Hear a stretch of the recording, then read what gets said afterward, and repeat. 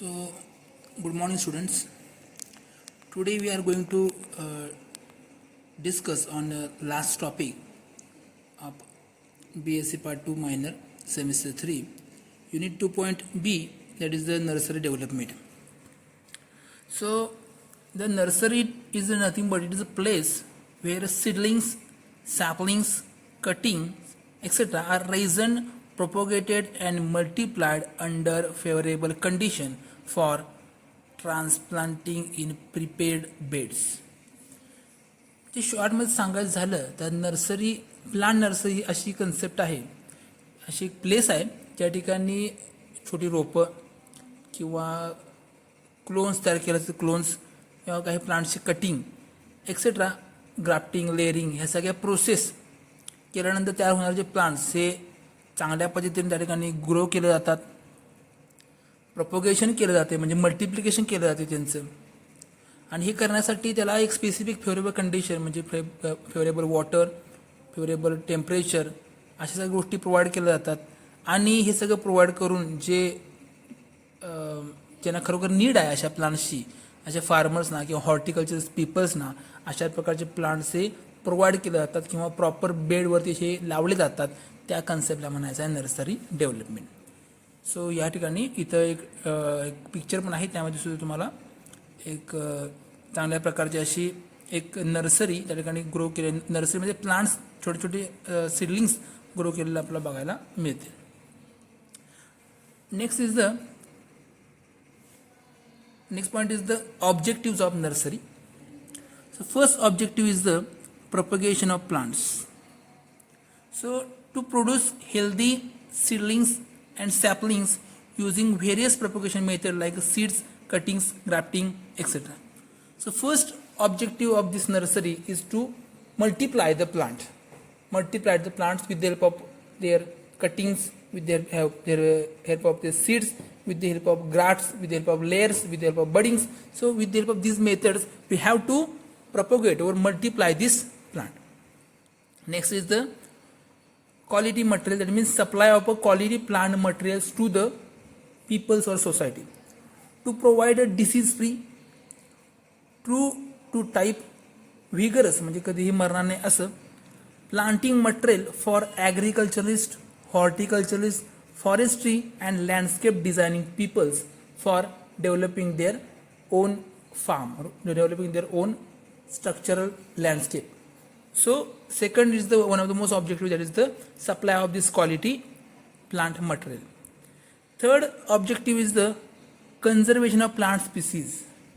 So to preserve rare, endangered, indigenous, medicinal and endangered plant species from your area, from our Western Ghat, we have to conserve that plant species which is under a threatened condition now from the Western Ghat, that is the hotspot of this world.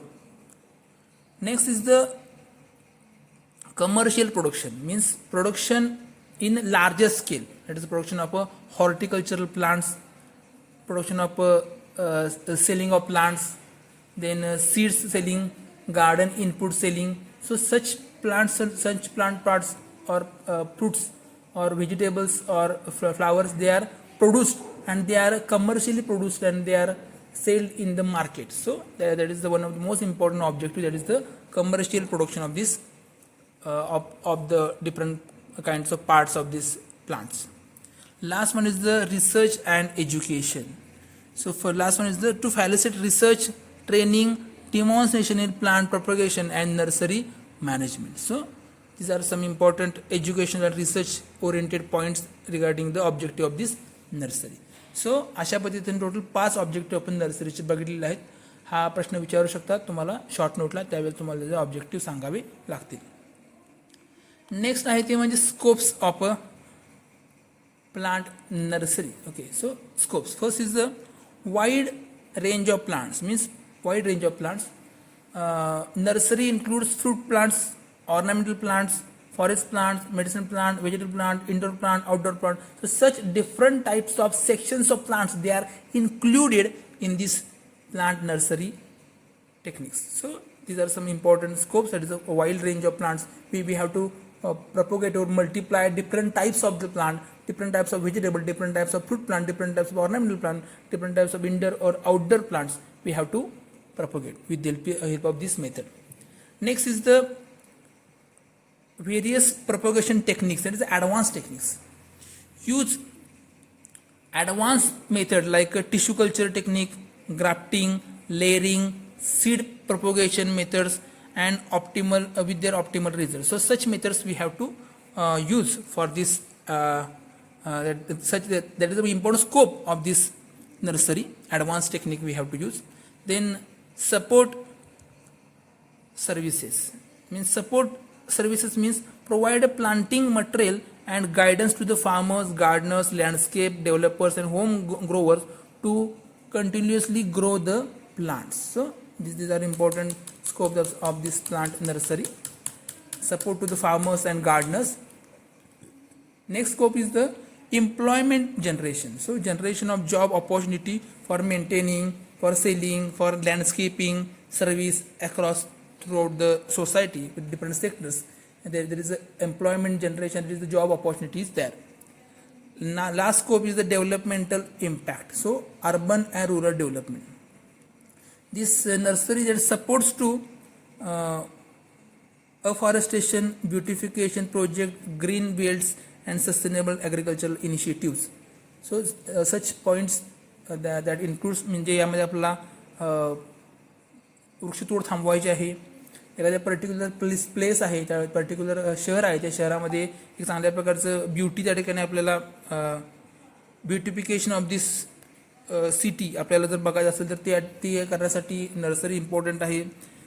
Green belt development म्हणजे entire जी city आहे किंवा urban किंवा rural area आहे तो मॅक्सिममली greenery कसा त्या ठिकाणी होईल याचा विचार आपण करण्यासाठी नर्सरी इम्पॉर्टंट रोल प्ले करते.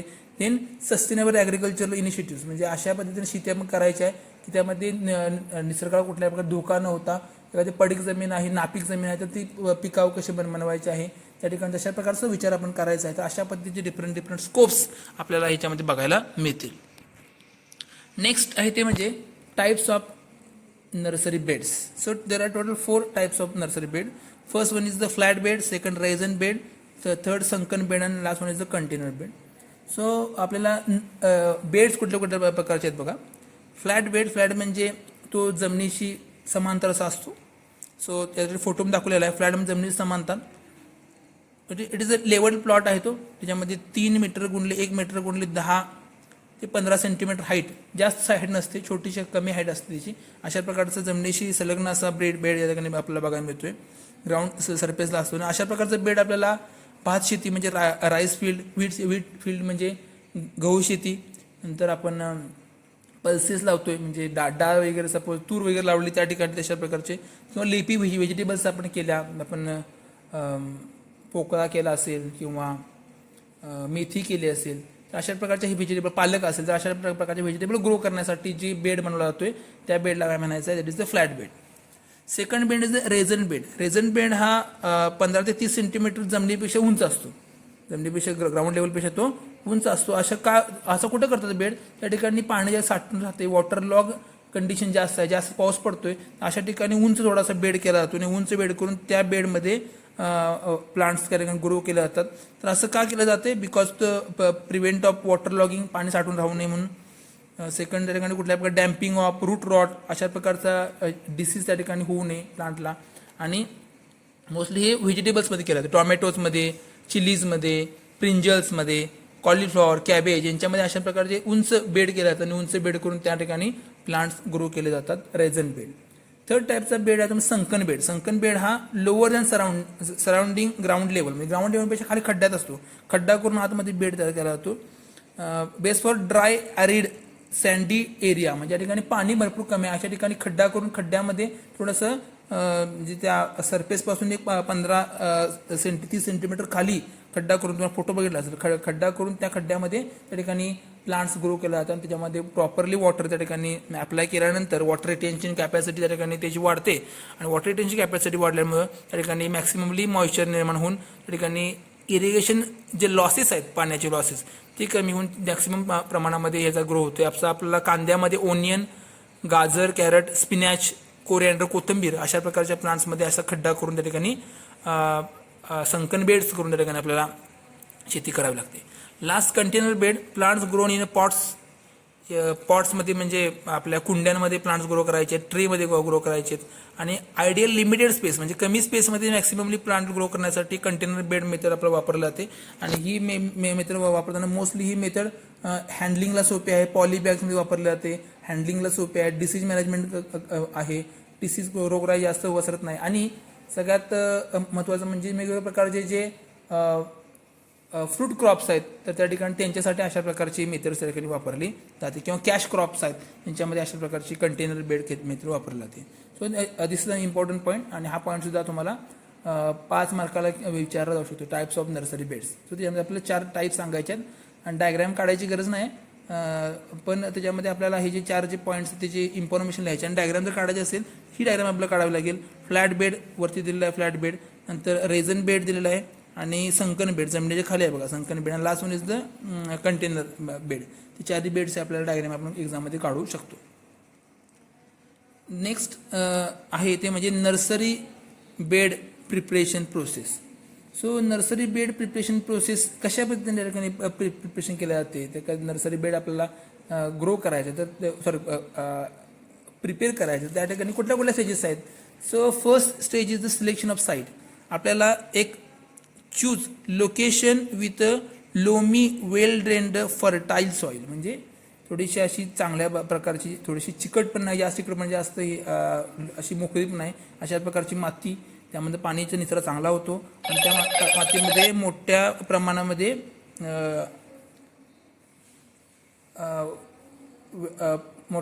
फर्टिलायझर्स मिक्स असते. अशा पद्धतीची चांगली सजीव माती आपण त्या ठिकाणी घ्यायची आहे आणि त्या अशा माती असणाऱ्या ठिकाणी आपल्याला चूज करायचं आहे. त्या ठिकाणी ॲम्पल अमाऊंट ऑफ सनलाईट म्हणजे सनलाईट पण चांगली पाहिजे आणि त्या ठिकाणी आपल्याला ट्रान्सपोर्ट पण फॅसिलिटी इझी पाहिजे म्हणजे रोड वगैरे त्या जागेपर्यंत गेले पाहिजे. म्हणजे रस्त्या शेती खूप आत आहे, रोड बाहेर आहे असं आणणार नाही, रोड त्या ठिकाणी शेतापर्यंत गेला पाहिजे. अशा प्रकारचे आपल्याला साईट सिलेक्ट करायची आहे, त्या नर्सरीपर्यंत गेला पाहिजे.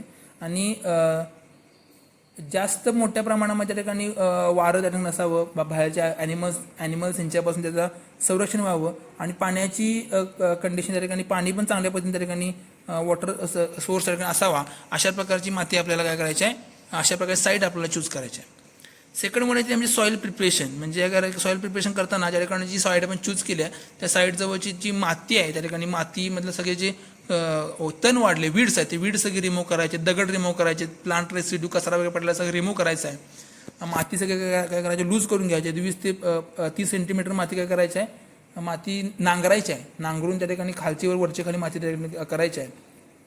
आणि त्या ठिकाणी 5 ते 6 त्या ठिकाणी बघितलं तर 5 ते 6 किलोग्राम पर मीटर डिकम्पोजिंग कंपोस्ट म्हणजे शेणखत किंवा गांडूळ खत अशा प्रकारचं जे खत आहे डिकम्पोजिंग त्या ठिकाणी जे फर्टिलायझर्स आहेत ओके त्या सेंद्रिय खत आहे त्या ठिकाणी ॲड करायचे आहेत त्या मातीमध्ये.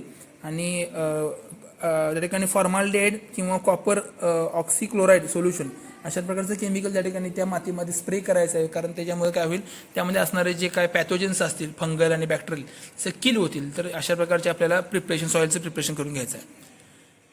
थर्ड एक प्रिपरेशन आपल्याला करायचं आहे म्हणजे त्यानंतर पुढे बेड फॉर्मेशन ही कन्सेप्ट आहे. बेड फॉर्मेशन म्हणजे soil is raised and shaped into a regular create raised bed for rainy season or flat bed for dry season. Dry season असेल सपोज तर फ्लॅट बेड चालते आणि जर पाऊस असेल तर उंच केलेलं म्हणजे रेझन बेड करायचे आपल्याला.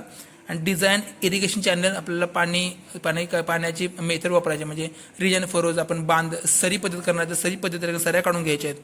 आणि 2 पार्ट माती 1 पार्ट सँड आणि 1 पार्ट खत असं मिक्स करून त्या ठिकाणी प्रॉपर असा हा बेड त्या ठिकाणी आपल्याला करायचा आहे.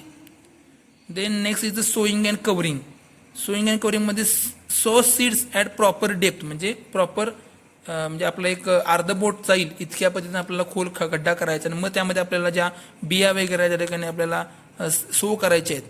आणि cover lightly with fine sand और सँड कंपोजन मिक्सचर म्हणजे सगळे जे माती आहे ती माती आपण ऑलरेडी मिक्सचर्स आहे सगळं त्यानं आपल्याला ते कवर करायचं आहे आणि त्याला वॉटर अशी जेंटली वरच्यावरती वॉटर पसरायचं आहे. जास्त आतमध्ये दाबून जर घातलं सॉईल त्याच्याकडे जर्मिनेट होत नाही.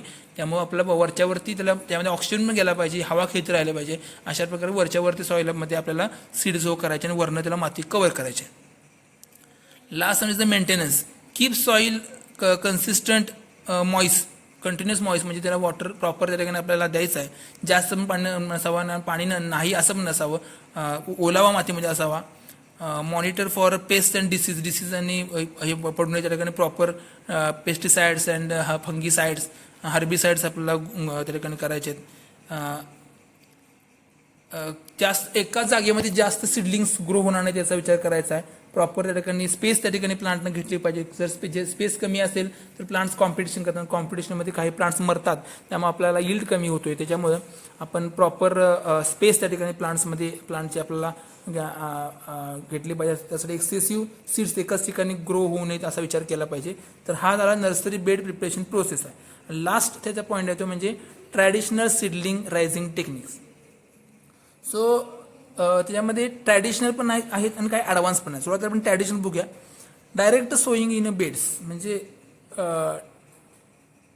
ह्या मेथडमध्ये आपल्याला काय करायचं आहे तर आपल्याला फ्लॅट किंवा रेझन किंवा संकन अशा प्रकारचे बेड्स आपल्याला प्रिपेअर करायचे आहेत आणि प्रॉपर सीझननुसार आपल्याला ते रेनफॉल आणि सॉईल कंडिशननुसार आपल्याला ते ग्रो करायचे आहेत. आणि त्याच्यामध्ये soil, farm yard manure, compost घालून प्रॉपर ड्रेनेज सिस्टीम पण त्याला असावी. आणि ह्याच्यामध्ये आपल्याला डायरेक्ट बिया काय करायच्या जमिनीमध्ये त्या बेडवरती सो करायच्यात. बेडवरती डायरेक्ट जमिनीमध्ये खड्डा जरासा वातीवर काढायचे, त्यामध्ये बिया टाकायच्या, वरनं कव्हर करायचं आहे. अशा प्रकारे डायरेक्ट सीड सोईंग मेथड ही करायची आहे. यामध्ये व्हेजिटेबल्स प्लांट्स किंवा फ्रूट प्लांट्स त्यामध्ये आपण यूज करू शकतोय. त्यामध्ये ही सगळ्यात सोपी मेथड आहे, इझी मेथड आहे. फक्त याच्यामध्ये डिसएडव्हान्टेज हाच आहे की ही मेथड केल्यानंतर त्याचे सीड्स आहेत, त्या सीड्स या इन्व्हायरमेंटल कंडिशनला रोगराईला एक्सपोज होतात. त्यामुळे बऱ्यापैकी त्या ठिकाणी डिसीज त्या फील्डमध्ये आपल्याला बघायला मिळतोय. तर असं आपल्याला tomatoes, chillies, cabbage, cauliflower, brinjal, onion ह्या सगळ्या प्लांट्समध्ये आपल्याला अशा प्रकारचं आपण टेक्निक वापरू शकतो, डायरेक्ट सीड सोईंग मेथड जी ऑलरेडी आपण वापरतोय. सेकंड मेथड आहे पॉलिथिन बॅग्स ऑन पॉट्स म्हणजे raising in a polythene bags on pots. तर याच्यामध्ये काय करायचं आपल्याला तर soil plus sand plus farm yard manure हे मिक्स करून आपल्याला पॉलिथिन बॅग्स किंवा आपल्या मातीच्या कुंड्या आहेत त्यांच्यामध्ये हे फिल करायचं आहे आणि फिल करून त्या ठिकाणी प्लांट्स ग्रो करायचे. त्यामध्ये कुठल्याही प्रकारचे प्लांट ग्रो करू शकतो आपण. तर त्याच्यामध्ये आपण फ्रूट प्लांट्स म्हणजे मँगो, ग्वावा म्हणजे पेरू, सिट्रस, चिकू किंवा फॉरेस्ट प्लांट लाईक इकॅलिप्टस किंवा सागवान, निलगिरी अशा प्रकारचे प्लांट्स आपण त्या ठिकाणी त्या पॉट्समध्ये ग्रो करू शकतो. तर ही एक प्रिमेटिव्ह मेथड आहे जो आधीपासून वापरली जाते ही. ओके. तर याच्यामध्ये सगळ्यात त्याचा इम्पॉर्टंट ॲडव्हान्टेज असा आहे की याच्यामध्ये रूट सिस्टीम कशी अनडिस्टर्ब्ड आहे, रूट सिस्टीम आहे अशी राहते. डिसीज कमी येतो ह्या सिस्टीममध्ये. नंतर इझी टू हँडल म्हणजे आपण कुंड्या इकडून तिकडे आपण ट्रान्सपोर्ट इझिली करू शकतो. ह्या त्यामधला त्याचा उपयोग आपल्याला आहे. आणि त्याचा डिसएडव्हान्टेज हाच आहे की ही सगळी मेथड थोडी कॉस्टली आहे. सगळ्या कुंड्या वगैरे घ्यायच्या झाल्यात तरी ही कॉस्टली आहे. आणि प्लास्टिकच्या वेळेला आपण ते काढतोय म्हणजे आपण प्लास्टिकच्या बॅगमध्ये केलो तर प्लास्टिक डिस्पोजल करण्यासाठी जास्त त्रास होताना आपल्याला बघायला मिळतोय. तर अशा प्रकारचा हा डिसएडव्हान्टेजेस या मेथडचा आहे पॉलिथिन बॅगमध्ये किंवा पॉट्समध्ये. लास्ट म्हणजे सिडलिंग ट्रेमध्ये आपण त्या ठिकाणी सिडलिंग करू शकतो. ऑलरेडी आपण आता इथं फोटोसुद्धा आहे बघा तुम्ही. त्या ट्रेमध्ये त्यांनी छोट्या ट्रे एक असतो, त्या ट्रेमध्ये ब्लॅक कलरचा ट्रे असतो, त्यामध्ये छोटे होल्स असतात. त्या होल्समध्ये माती टाकून, कोकोपीट टाकून, व्हर्मिकल्चर, पॅरलाईट अशा प्रकारचे घटक एकत्र करून त्यामध्ये टाकले जातात आणि त्यामध्ये सीड्स सो केल्या जातात आणि त्या ग्रो होतात सीड्स असं आपल्याला बघायला मिळते. तर त्याच्यामध्ये ही खूप चांगली मेथड आहे. पण ह्यासाठी आपल्याला शेडनेटची गरज आहे. ग्रीन शेडनेट, पॉली हाऊस यामध्ये हे मेथड वापरले जातात. तर ह्या मेथड वापरत असताना व्हेजिटेबल्समध्ये मोस्टली ह्या टेक्निक वापरतात. आणि आजकाल ते ऊसाचा एक डोळा पद्धत करतात, तर एक डोळा ऊसासाठी सुद्धा ही टेक्निक यूज केली जाते. ॲडव्हान्टेज आहे की यामध्ये प्रत्येक सीड्स जगण्याचा चान्सेस ज्यामध्ये जास्त असतात. मॉर्टॅलिटी रेट कमी असतो. इझिली आपण तिकडे ट्रान्सफर ते करू शकतोय. आणि सगळ्यांची ग्रोथ ही एकाच वेळेला एक समान झालेली बघायला मिळते. म्हणजे जास्त वाढले कमी वाढले असं नाही, सगळे प्लांट सेम वाढलेले आपल्याला बघायला मिळतात. डिसएडव्हान्टेज हीच आहे की ही टेक्निक्स वापरताना आपल्याला स्किल हँडलिंग करणं गरजेचं आहे. आणि इन्व्हेस्टमेंट ह्या टेक्निकमध्ये जरा जास्त आपल्याला बघायला मिळते सिडलिंग इन ट्रेमध्ये. नेक्स्ट आहे ती म्हणजे advance seedling technique, seedling sowing technique. त्यामध्ये फर्स्ट आहे ती म्हणजे पॉली हाऊसेस अँड शेडनेट्स. तर याच्यामध्ये मोठ्या अमाऊंटमध्ये लार्ज स्केलमध्ये आपल्याला पॉली हाऊस इन्व्हेस्टमेंट करून आपल्याला पॉली हाऊस प्रिपेअर करावं लागतं आणि पॉली हाऊस किंवा शेडनेट प्रिपेअर करून त्याच्यामध्ये आपल्याला ग्रो करावं लागतं. याच्यामध्ये टेम्परेचर, ह्युमिडिटी, लाईट हे सगळं मेंटेन कंडिशनमध्ये असतं आपल्याला बघायला मिळतं. आणि पॉली हाऊस आणि शेडनेटमध्ये काय डिफरन्स आहे तर पॉली हाऊसमध्ये त्या ठिकाणी पूर्ण पॉलिथिन शीटने त्याला कव्हर केलेलं असतं आणि शेडनेट हाऊसमध्ये आपल्याला बघायला मिळेल की ग्रीन कलरचा किंवा ब्लॅक कलरचा किंवा व्हाईट कलरचा एक जाळीचं कापड वरनं मारलं जातं, त्याला आपण शेडनेट म्हणतो. तर अशा प्रकारचे 2 मेथड आपण वापरू शकतो. तर ह्या मेथड वापरले की आतमध्ये जे अशा प्रकारचं एन्व्हायरमेंट तयार होतं त्या शेडनेट किंवा पॉली हाऊसमध्ये, त्यामध्ये फ्रॉस्ट, रेन, पेस्ट आणि एक्सेसिव्ह हीट या सगळ्यापासून ते प्लांट वाढतं आणि त्याला चांगल्या पद्धतीची ग्रोथ आपल्याला त्या प्लांटमध्ये बघायला मिळते. तर अशी ही मेथड आहे. तर याचा ॲडव्हान्टेज असा आहे की ऑफ सीझनला सुद्धा आपलं हे प्लांट्समध्ये चांगल्या प्रकारचं प्लांट या ठिकाणी घेऊ शकतो आपण नर्सरीमध्ये किंवा पॉली हाऊसमध्ये. बेटर क्वालिटी सीडलिंग्स आपण ग्रो करू शकतो. एन्व्हायरमेंटपासून आपण त्याचे बचाव करू शकतो, वाचवू शकतो.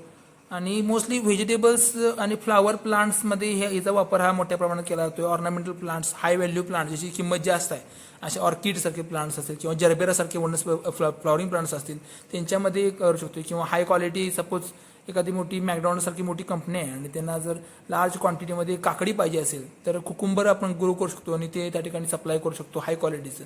तर त्यासाठी ही टेक्निक वापरू शकतो. फक्त याचा डिसएडव्हान्टेज हाच आहे की यामध्ये खूप हाय कॉस्टिंग जास्त आहे, याचं खूप कॉस्टिंग आहे, इन्व्हेस्टमेंट खूप करावं लागतं याला.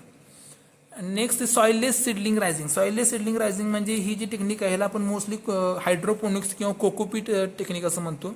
तर हायड्रोपोनिक्स म्हणजे पूर्ण पाण्यावरती किंवा एरोपोनिक्स म्हणजे पूर्ण हवेमध्ये आणि कोकोपीटमध्ये या ठिकाणी ही शेती केली जाते किंवा ह्या ठिकाणी प्लांट्स ग्रो केले जातात. तर ही टेक्निक आहे कशी डिसीज फ्री आहे, यामध्ये डिसीजचं प्रमाण खूप कमी असतं. कोकोपीट आणि इनर्ट मीडिया, न्यूट्रिएंट सोल्युशनच्या पासून ही केली जाते. तर ही पण हायली क्वालिटी प्लांटसाठी मोस्टली ग्रो केली जाईल आपल्याला टेक्निक केलं बघायला मिळते. एक्झाम्पल तर स्ट्रॉबेरीची शेती करायची असेल तर पॉली हाऊसमध्ये अशा प्रकारचा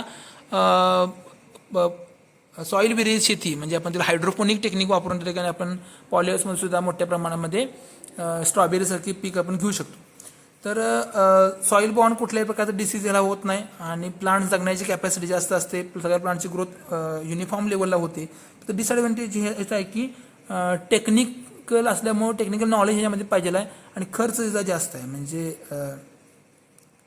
खर्च जास्त आहे आणि रेग्युलरली आपण त्याला मेंटेनन्स हे या सिस्टीमचं जास्त आहे. लास्ट सीडबेड्स विथ मल्चिंग ही वेगळी टेक्निक आहे. यामध्ये in this method the seed sown in a bed covered with mulch म्हणजे स्ट्रॉ किंवा प्लास्टिकनं पूर्णपणे कव्हर करायचं, खाली सीड सो करायचं, वरनं प्लास्टिकनं कव्हर करायचं आहे. टू रिटेन मॉइश्चर रिटेन होते. Reduce evaporation and weeds growth while maintaining optional temperature. तर ही टेक्निकच्या वेळेला काय केलं जाते तर सेमी ॲरिड किंवा अरिड रिजन ज्या ठिकाणी आहे त्या ठिकाणी पावसाचं प्रमाण कमी आहे तर अशा ठिकाणी ही टेक्निक वापरली जाते. याच्यामध्ये वरून पूर्ण कव्हर केलं जाते आणि ज्या ठिकाणी सीड्स ग्रो होतील तेवढाच भाग ओपन करून तेवढंच प्लांट वरती ग्रो केला जाते. रिमेनिंग सगळा भाग कसा केला कव्हर केला जातोय. त्याला मल्चिंग म्हणतात, आच्छादन करण्याची प्रोसेस असं म्हणतात. आणि त्यामुळे काय होते आतमध्ये जमिनीमध्ये मॉइश्चर तयार होतो, ऑप्टिमल टेम्परेचर जमिनीचं राहते आणि त्यामुळे एक समान प्रकारचे प्लांट्स त्या ठिकाणी ग्रो होतात आणि आपल्याला त्या ठिकाणी कुठल्याही प्रकारे तण ग्रो होत नाही, डिसीज मोस्टली त्या प्लांटवरती होत नाहीत. पण ह्या टेक्निकमध्ये सगळ्यात डिसएडव्हान्टेज हाच आहे की हे मल्चिंग करण्यासाठी मॅक्सिममली मल्चचं कापड आपल्याला लावावं लागतं आणि ते जास्त मोठा एरिया असेल तर त्या ठिकाणी त्याचा जास्त खर्च आपल्याला बघायला मिळतोय. तर अशा पद्धतीनं वेगवेगळे पॉईंट्स आपण ह्या नर्सरी प्लांट नर्सरीमधले आपण नर्सरी डेव्हलपमेंट टेक्निक्समध्ये आपण बघितलेत आणि ह्याबद्दल तुम्हाला एक्झाममध्ये क्वेश्चन्स पण विचारतील. तर ह्या संदर्भात नोट्स पण आपण अवेलेबल केलेले आहेत. त्या नोट्स सगळ्यांनी स्टडी करावा आणि ऑल द बेस्ट सर्वांना.